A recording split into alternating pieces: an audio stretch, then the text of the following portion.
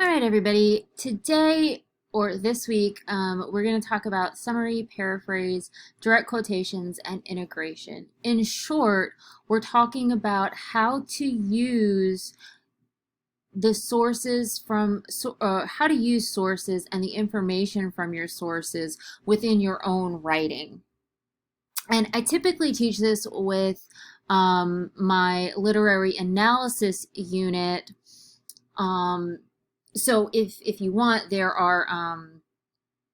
the same lecture posted in my videos on how to do this with a literary analysis. But for the sake of our purposes and for this class, I have taken everything that I'm talking about today. All of my examples come from the article that you guys read last week about parenting and when parents or when children realize that their whole life is online. So I've tried to pick something that you guys have already read, so it's easier for you to understand in that regard.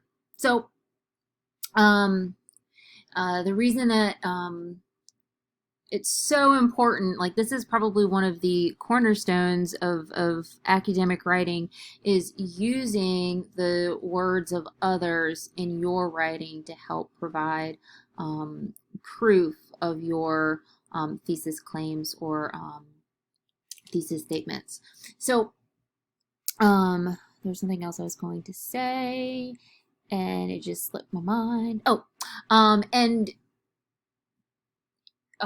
The things that we're going to talk about in this lecture also helps you prevent plagiarism, because I want you guys to use sources, but if you don't use them appropriately, you run the risk of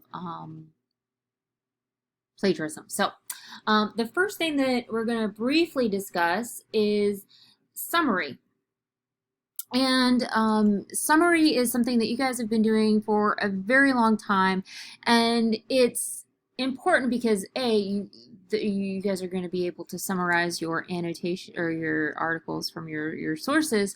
But summary is a good tool when you want to explain something really large. Like if I'm summarizing a 15-page article or a novel or a 15-page short story, I can do that to kind of get the gist of the main idea. So a summary is going to shorten the length from the original. You're going to use your own words and leave out any opinion. And really the point of a summary is to highlight the main points. And you guys did this when you were writing about the hashtag shame on you article that you guys read. But additionally, with a summary, you have to give credit to the source in something called a signal phrase, which we'll come back to when we talk about direct quotations. So you always want to introduce the name of the author or the name of the person who you're giving credit to. So according to so-and-so, Taylor Lorenz explains. If you're writing about a piece of literature, the character of, the scene of, you always want to provide a signal phrase or phrase of attribution to give credit to the source, to distinguish that what you are summarizing is not something that's original to you. So if we look at a summary, you always want to begin with the main idea of a passage, a chapter, a book, something.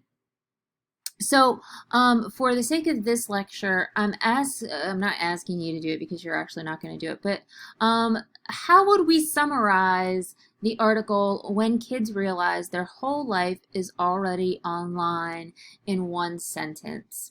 Well, in order to do that, I also have to introduce the title of the article and the author.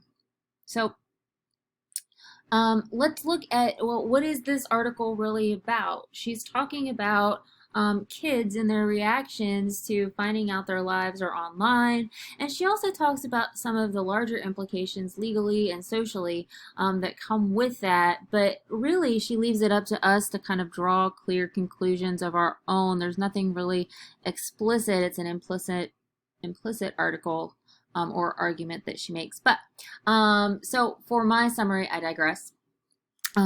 Taylor Lorenz's When Kids Realize Their Whole Life is Already Online explores the feelings of children and young adults who've discovered their parents have shared information about them on social media.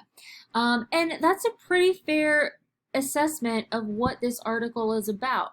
And it's a good summary because I give credit to Taylor Lorenz and the title of her article, because she writes for various different, I mean, this was published in the Atlantic, I believe. So she's a journalist who writes lots of things, and this is probably not the only article that she's ever written. So I want to make sure that I explain the article that I'm summarizing and the person who wrote it. And it's short, sweet, it's to the point. It's only one sentence, and it's all in my own words. So your summaries should be short, they should be in your own words, and they should provide phrases of attribution as well as provide the title of the thing that you're summarizing. Well, what if summary is not enough? Summary is something that's great to explain the gist or the overall essence of an article or a larger section of a text. But what if we want to borrow specific ideas or a more detailed passage?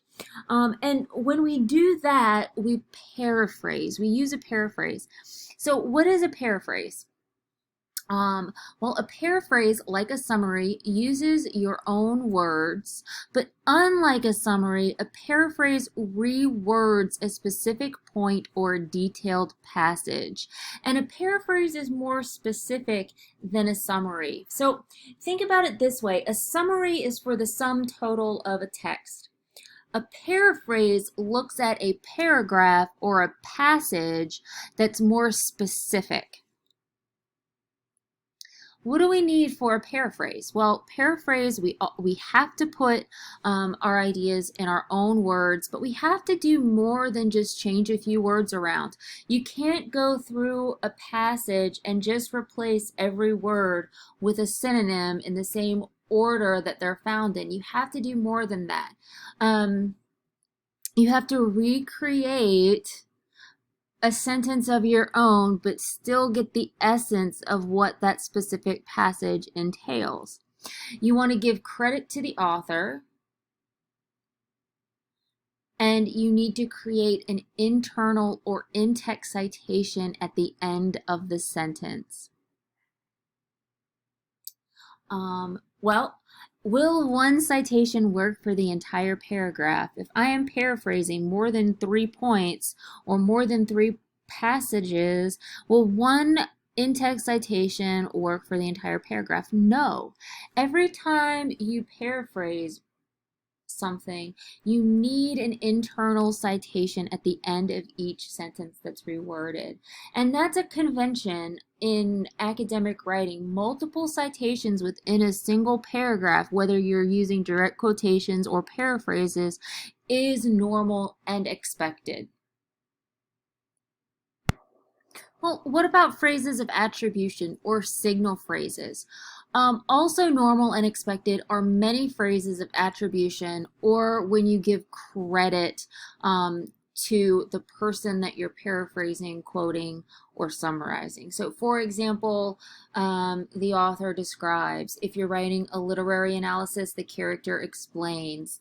Someone, if you're writing a literary analysis, imagines that. So you have to provide sort of a context for that paraphrase.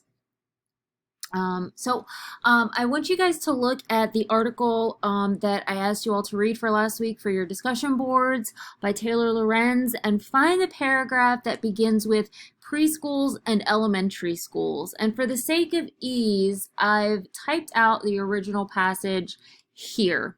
And the original passage, the thing that I'm going to paraphrase, is the passage that reads, preschools and elementary schools often keep blogs or upload photos of kids to Instagram accounts and Facebook pages so that working parents can feel like a part of their kids' day. Sports scores are recorded online, as are notable moments after from after-school clubs. So, my takeaway, the gist of this, is that parents aren't the only people who are posting information about children online.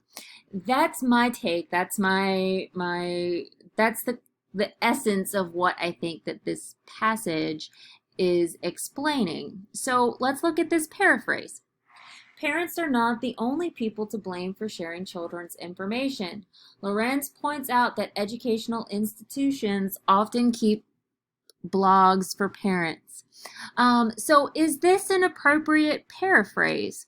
And if we look at the original passage and we look at what I have here, I have a phrase of attribution because I'm giving credit to what Lorenz, that these are Lorenz's ideas. However, there's this right here that's from, this is word for word from the original passage, so it can't be a proper paraphrase.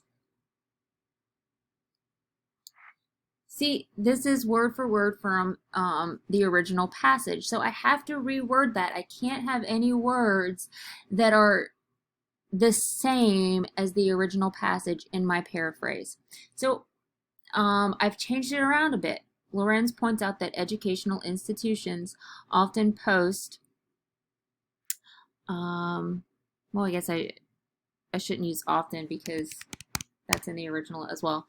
Post information to social media accounts for others to access. So here I am getting the gist of that article. And because this this text that I've asked you all to read doesn't have page numbers, I don't necessarily need an in-text citation here because there's no page number.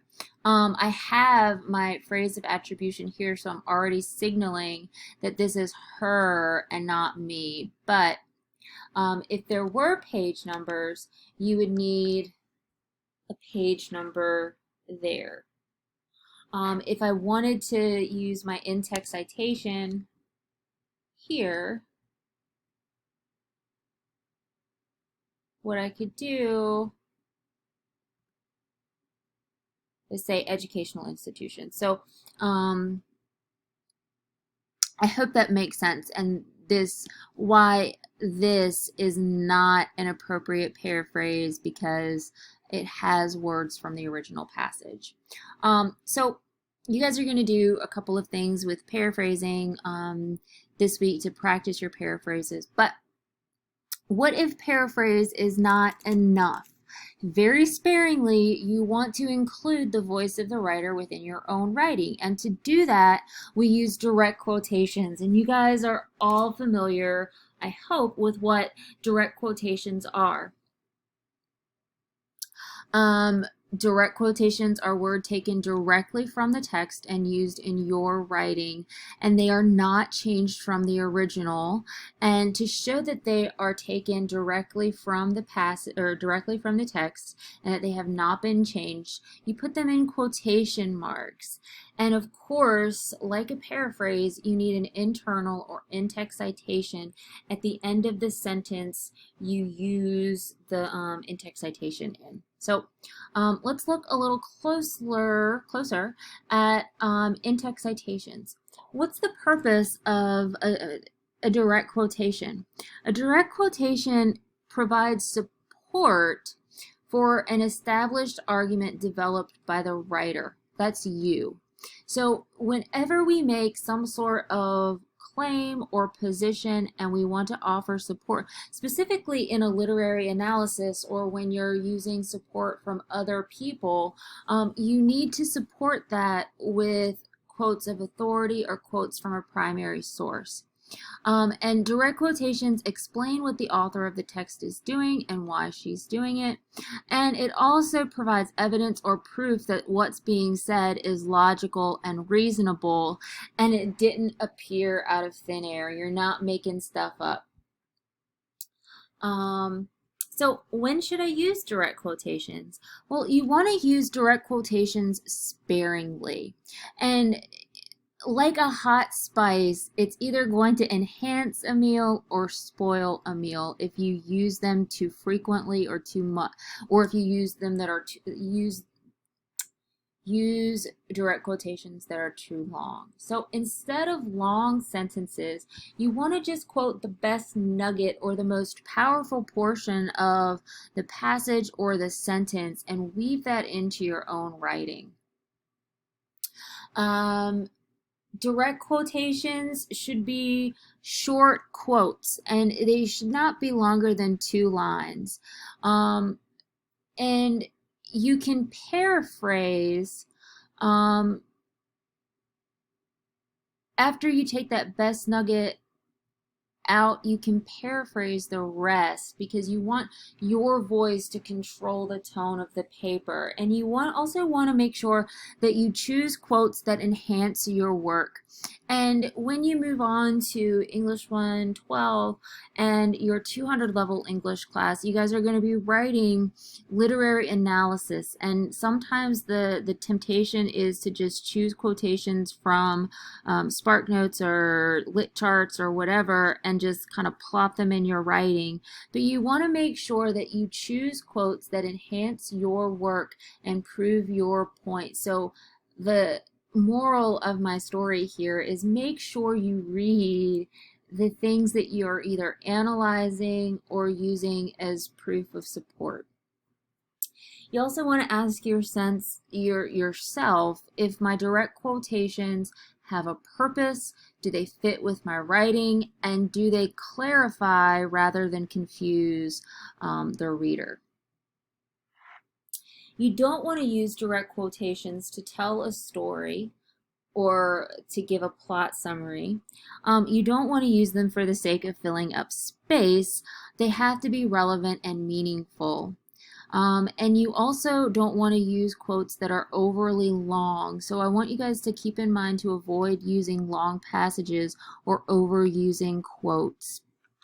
Instead, like I said, take that best nugget. And finally,